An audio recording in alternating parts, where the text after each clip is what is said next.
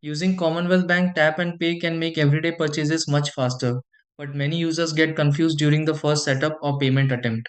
Sometimes the card or phone won't respond at the terminal, while other times the feature stays disabled inside the banking app. Most tap and pay issues happen because contactless payments haven't been activated properly, NFC is turned off, or the digital wallet setup wasn't completed fully. In many situations, the payment works instantly once the phone or card settings are configured correctly. Before assuming your card or banking app has a problem, these are the steps you can try to fix this and start using CommBank Tap and Pay properly.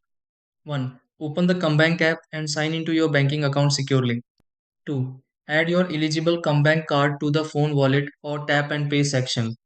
Number 3. Turn on NFC or contactless payment settings on your smartphone. 4. Confirm the card is activated for digital or contactless payments. 5. Unlock your phone before making a purchase at the payment terminal. 6. Hold the phone or card close to the contactless payment reader briefly. 7. Wait for the confirmation sound or approval message after the payment processes.